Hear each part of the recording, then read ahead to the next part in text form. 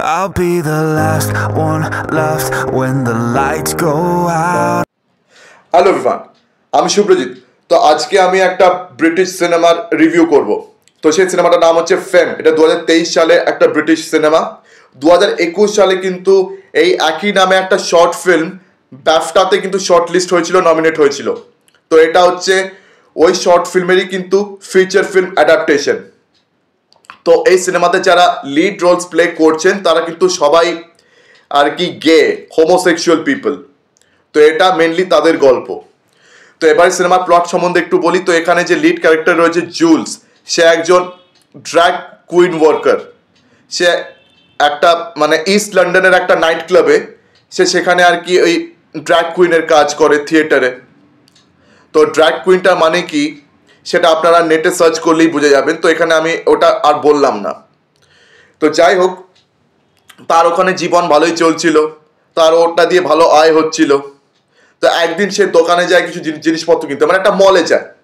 তো সেই মলে আর কি একটা ছেলের গ্যাংকে সে দেখতে পায়। তো তার মধ্যে একটা ছেলে আছে প্রেস্টন, সে বারবার তার দিকে তাকাচ্ছে, তাকে চেক আউট করছে। তো জুলস তাকে দেখে বুঝতে পারে যে এই ছেলেটাও গে, ঠিক আছে। তো সেখানে আর কি সে একটা কমেন্ট পাস করে, তারপরে এদের মধ্যে একটা ঝামেলা হয়ে যায়। কিন্তু সেই ঝামেলাটা দোকানের ভিতরে সেটা ওখানে বন্ধ হয়ে যায় না। তো দোকানের বাইরে ওই জুলসকে ওই প্রেস্টন আর তার পুরো গ্যাং সেখানে হিউমিলিয়েট করে, তাকে ন্যাংটো করে সবার সামনে লাথি মারে, তাকে ঘুষি মারে, তাকে মানে অ্যাসল্ট করে, ঠিক আছে, মানে সেক্সুয়াল অ্যাসল্ট করে সবার সামনে ওইভাবে তাকে ন্যাংটো ছেড়ে চলে যায়। তো এখন জুলসের জীবনটা গেল বিগড়ে, বরবাদ হয়ে। তো তার মানে জীবনটা পুরো এক রাতের মধ্যে বিগড়ে গেল। সে এতদিন ধরে বেশ ভালোভাবে ড্র্যাগ ওয়ার্কার হিসেবে কাজ করছিল, তো সে এখন আর ড্র্যাগ ওয়ার্কার হিসেবে সে কাজ করা বন্ধ করে দিয়েছে।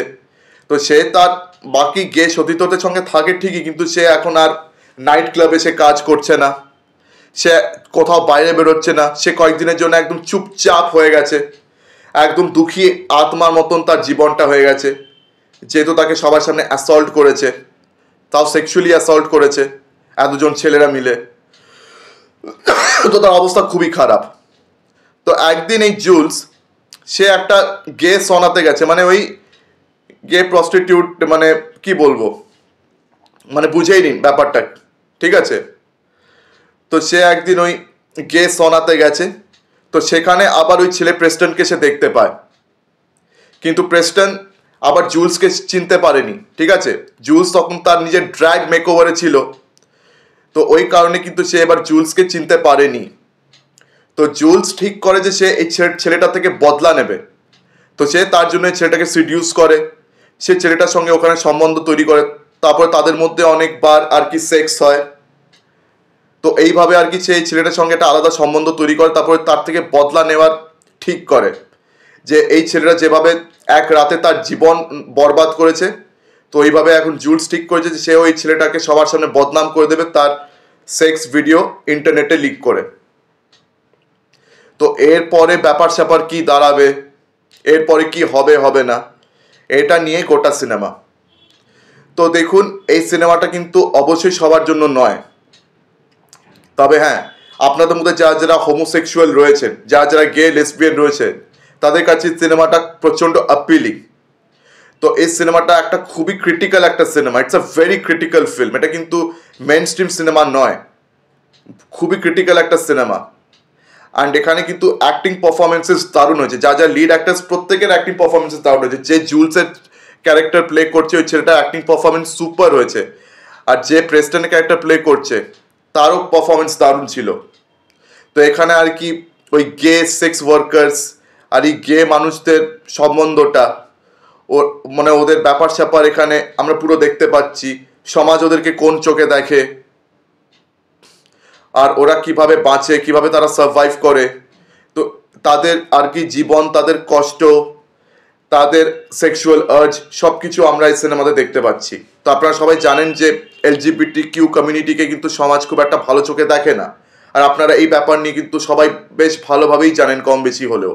তো ওটা নিয়ে আমি সিনেমাতে আর বেশি করে বলছি না, মানে আমার ভিডিওতে এখানে আর বেশি করে ওটা নিয়ে বলছি না, আপনারা বুঝেই নিন। তো এটা একদম ওই ধরনেরই সিনেমা, এটা খুব কিন্তু ক্রিটিক্যালি অ্যাক্লেমড সিনেমা। তো এই সিনেমাটা কিন্তু আমার খুবই ভালো লেগেছে, মানে অ্যাক্টিং পারফরমেন্সেস খুব ভালো হয়েছে। সিনেমাটা কিন্তু খুবই সাটলভাবে খুব রিয়েলিস্টিক একটা পোর্ট্রেল দেখিয়েছে।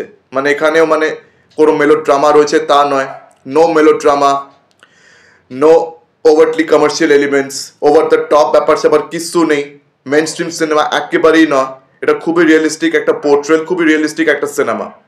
তো আপনাদের মধ্যে যারা যারা আর কি সিনেফাইলস, যারা যারা আর কি সব রকম সিনেমা দেখতে ভালোবাসেন, তো তাদের জন্য এই সিনেমাটা কিন্তু একটা খুব ভালো ট্রিট, ঠিক আছে? তো এই সিনেমা আপনাদের কিন্তু সবার দেখা উচিত, যারা যারা আর কি ট্রু সিনেফাইলস।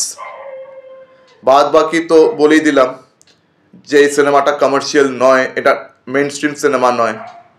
তো উল্টো পাল্টা এক্সপেকটেশন নিয়ে ডেফিনেটলি সিনেমাটা দেখবেন না। তো আপনাদের মধ্যে যারা যারা এই সিনেমাটা অলরেডি দেখে ফেলেছেন আমাকে কমেন্ট সেকশনে জানান যে কেমন লেগেছে। আর যারা যারা এখনো দেখেননি, তো আপনাদের মধ্যে যারা যারা আর কি ট্রু সিনেফাইলস, তারাই এই সিনেমাটা ডেফিনেটলি দেখবেন।